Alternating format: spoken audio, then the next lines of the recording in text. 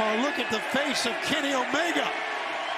Yeah, Kenny exploded on the scene here. Omega with Konosuke Takeshita lined up. Bang, here comes. Bang, the feet, Swill. My God, it's Will Ospreay. Will Ospreay. Where did he come from?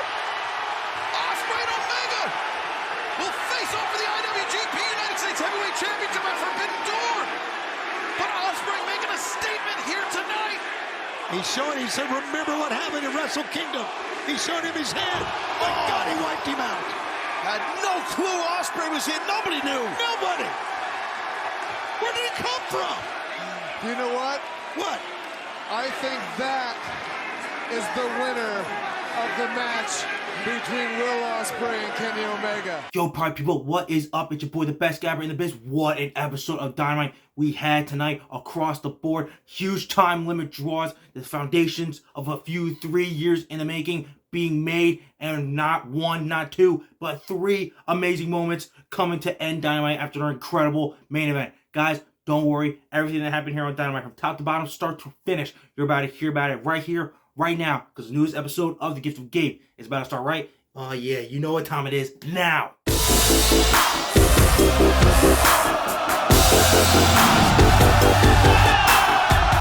Okay guys, so let's get into that amazing ending of Dynamite just to kick things off. For one, the Hung Bucks, Paige, and the Young Bucks versus the BCC, Moxley, Castagnoli, and Yuta. Great match. I expected, Hanger kind of getting the double with that beautiful buckshot lariat, but then broke down as expected. BCC started jumping the Hangman and the Bucks. So naturally we expected, all right, this is the main event. Here comes Kenny. He'll come down, but no. Guess whose music hit first? Eddie Kingston, for the first time returning to AEW in months. He's been on ROH pretty much this entire time before he had to go away for 6 weeks to, get some hip surgery. But he is back. Went right for Castagnoli, looking to pick things up where they left off from Supercard of Honor back at the end of March. And he had a little bit of a tense stare down with Jon Moxley, who, once again, it's looking like they could be on opposing sides, which doesn't really happen a lot. Whereas Eddie's allegiances going to lie, but just when you thought that was enough, here comes Konosuke Takeshita and Don Callis, that prick, that jack off, that piece of shit, freaking coming down, knocks down Eddie Kingston. Then it's like, oh god, now what? Boom, rushes the ring. Here comes Kenny Omega going after Takeshita. Boom, V trigger right to the head, looking to finish the blow. And who shows up? Dude, Kenny Omega's freaking opponent at Forbidden Door for the IWGP US Heavyweight title. Dude literally hates his guts. Freaking the Billy Goat himself, Will Ospreay. Dude came from out of the crowd and laid an bunch of offense on Kenny Omega and left him laying. Not once, but twice with that huge forearm. Literally, as we went to break. I was there live. It was incredible. Straight up, one of the best Dynamite endings ever. They've really been on point as of late, just getting better after better. This one was great. Eddie showing up, Kenny freaking showing up to beat down to catch up for the first time since Double or Nothing, and then Ospreay attacking Omega. Dude, any one of those moments would have been suffice, but the fact that all three happened was literally insane.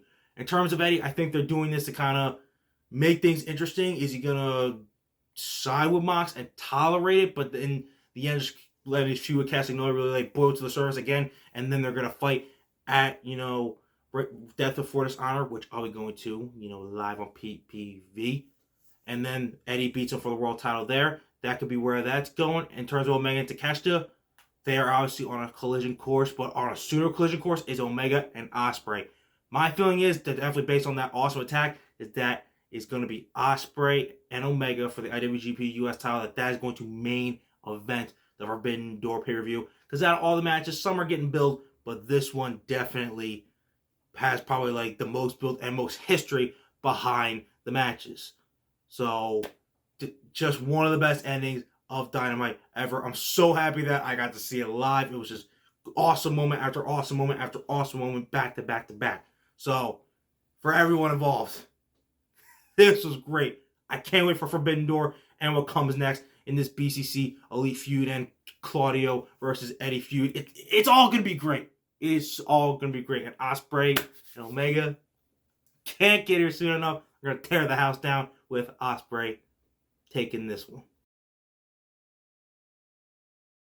Okay, guys, speaking of Forbidden Door, we got some more matches getting made. First, we got our AEW World Champion, getting a title match that he doesn't really exactly want. More on that later. But another huge one, Orange Cassidy, after him staying Darby and Limitless Keith Lee got a win over Swerve and the rest of his Mogul Embassy. Turns out he figured out who he's going to be defending against at Forbidden Door. It's going to be the IWGP Television Champion, Zack Sabre Jr. The match hasn't been made official. It'll most likely get made official next week. Orange Cassidy's going to, have a partner to take on, he's going to team with Shibata to take on Daniel Garcia and Zack Sabre Jr. So after that, they're going to make it official. Honestly, that's probably going to most likely kick off Forbidden Door because, that's what Cassidy's been doing lately. And that is a great match for another great way to prove why the international ruler of the world literally runs this freaking company as its workhorse champion. Acknowledge him. This dude cannot be stopped. Let's go. Give me Cassidy. Give me Zack Sabre Jr. for the international title. Give me a nice, freshly squeezed orange punch right to the face. 1, 2, 3. Cassidy walks out of Forbidden Door as champion, unlike last year where he, even after putting on one of the best performances ever against Will Ospreay, he went titleless. This year ain't going to be the same. He's walking in with this championship and he's going to be walking out with his championship. So, Zack Sabre Jr., you're one of the best in the world, but you're not the international ruler of this world. You're so great in a world that is run by Orange Cassidy all over the international globe. So, guess what, dude? You're not taking the title. And Orange Cassidy's going to get you up 1, 2, 3, like I said, and walk out of there still international champion because once again, he is our international ruler of the world. So, god dang it, acknowledge him. Acknowledge Orange Cassidy. Dude can't be stopped. All right, you guys. Talking about Forbidden Door, let's talk about a feud 3 years in the making. Finally, the foundation being laid tonight. Sammy Guevara versus Chris Jericho. Sammy, he came back to, positive reaction again, saying things might need to change. I still want to be world champion, but I think some stuff is just going to have to go different this time around. He was interrupted by Darby. And Darby's like, yo, dude, congrats. But you're saying you want to do stuff differently. I've told you before, and I'm going to say it again. You need to stand on your own 2 feet. Get out from Chris Jericho. Because the Bleeding Sting, that's mutual respect. And we see each other as equals. Jericho doesn't see you as an equal. He sees you as a number 2 that really cannot go to that next level unless Jericho is okay with it. And then Jericho comes out, says, Darby, you're an idiot. Things got a little tense between Sammy and Jericho. All, well, if you called me, dude, you would have won the world title. Yeah, but dude, if you called me, you wouldn't have lost to Adam Cole, baby. Twice. Not once, twice in a row within a week span. So he was like, dude, apologize. Sammy said, hell to the no, I apologize for shit. And that's how we got ourselves a little tag match. Next week, Sammy, Jericho versus Darby, Sting tag match, which is looking like most likely Sammy's going to walk off. I think they slow burn this and they push it out till all in, all out. However it's going to go. But you heard the reactions. Darby's right. Sammy is starting to get positive reactions again after the fans completely turned on him for, whatever for the stupid reasons that were, last year. Like, it shouldn't have never gotten that bad in the first place, but it did. But he's finally starting to get back. And when he said, dude, I ain't apologize for shit, I was there, and place, erupted. This is the feud to get Sammy back as a huge babyface and eventually world champion caliber. Because we know he can do it, and this is the beginning of the path back to that glory. We know he can do it, so it's literally 3 years in the making from the very first Dynamite up to now. Aside from Jake Hager, the one dude that has always been beside Chris Jericho, never turns back on him, not for 1 second. Jericho never turns back on him. But now it's time for Sammy Guevara to finally stand on his own like the rest of the pillars have done from their mentors and prove why he is going to be world champion and why he will no longer be in Chris Jericho's shadow. And I cannot wait for the weeks on reaction every single week when Sammy's talking shit about Chris Jericho and probably lighting him up. And then when Sammy starts beating the crap out of Jericho and the crowd's going nuts and they're like, oh yeah, Sammy, kick his ass, let's go. So, Sammy, it's good to have you back. Start getting these damn babyface reactions again. I'm looking forward to this feud with Jericho. It's going to be just a thing to get you right back up to the top so you can make your beautiful wife and soon to be beautiful baby girl proud by being an amazing wrestler who's also an awesome dad and will be someday become an awesome AEW world champion. Okay, guys, cannot go away, cannot stop this episode for the week without talking about Adam Cole and MJF. Kicked off the show. Wasn't expecting that, but they went the whole 30 minutes for a draw. The match was incredible, one of the best ever, literally pay-per-view quality, but it went to an even, aside from actually getting a winner, it went in an actual beautiful, awesome direction with a time limit draw. I expected some kind of wonky finish. I wasn't even expecting a draw, but I love it. It shows, it pretty much erases that like bad match that was like a result of like the Adam Cole Chris Jericho feud. And you're like, what feud did Adam Cole have with Chris Jericho? He's the best in the world.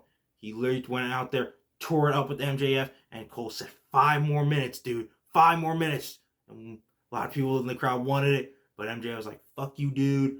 I'm out of here. So I'm thinking, whether it's all in or all out, I think Adam Cole, that's where he gets his title shot. Because I think now he's going to start having to run the gauntlet pretty much like everyone else has to for like 5 or so weeks before we get to that point. He officially becomes number 1 contender. So all in or all out, one of those two. I've got Adam Cole and MJF finishing what they started tonight. And depending on that point, we'll see where it goes. I would go with MJF in terms of holding it for a year, so you'd have to hold it till full gear. But I don't know if Adam Cole could, one, afford another AEW World Championship loss, and plus it would seem like the right time to finally pull that trigger. But we'll get to that point. Just for one, though, amazing match. I expected nothing less from the both of you. And props to Tony Khan. 3 times in regular one-on-one matches we have had time limit draws. Both Danielson and Kenny Omega at the first Grand Slam. Later that year, Danielson and Adam Page for the World Championship hour-long time limit draw. And now tonight, MJF, Adam Cole 30-minute time limit draw. Every single one has been done perfectly and making you itch and it makes you just want more so freaking bad. So Cole, MJF, Tony Khan, great job to all of you. Looking like MJF now though has to deal with a future opponent in Hiroshi Tanahashi, but he was like, nah, dude, I ain't fighting the king of some dumbass indie fed. That's not happening, and even threatened to, almost not show on the pay-per-view like he did freaking with Double or Nothing last year, which was a whole debacle if you include the whole pipe bomb promo afterwards. So we know he's serious. The match was made official, so we'll see how it goes next week. Will he have to pick between Adam Cole or Tanahashi to face at Forbidden Door? If that's the case, he'd probably pick Tanahashi, considering he really didn't get to beat Adam Cole tonight, and maybe wouldn't have. So MJF Tanahashi, it's looking like that's going to be made official. I'm totally down for that. I don't think it main events. That's crazy. This card's going to be so stacked and have so many great matches. I don't think that match even needs to main event. That's how good the night's going to be, and that's how great that match is just going to be. So sign me up for MJF Tanahashi.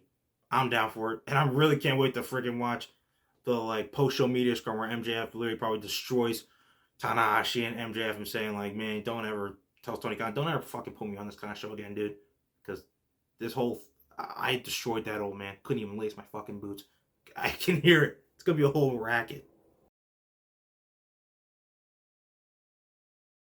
Okay, you guys, that is Dynamite. We are done. It was an amazing night. I hope you all enjoyed watching it live around the world. I sure as hell enjoyed watching it live with everyone else that was there in attendance. It was an awesome night from first bell all the way to last and beyond.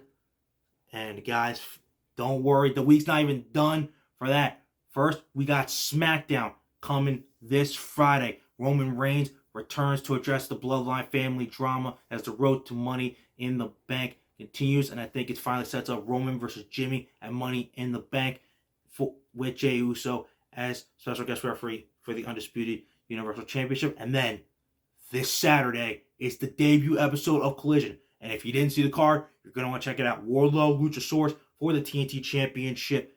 And then, not just that, Buddy Matthews and Andrade.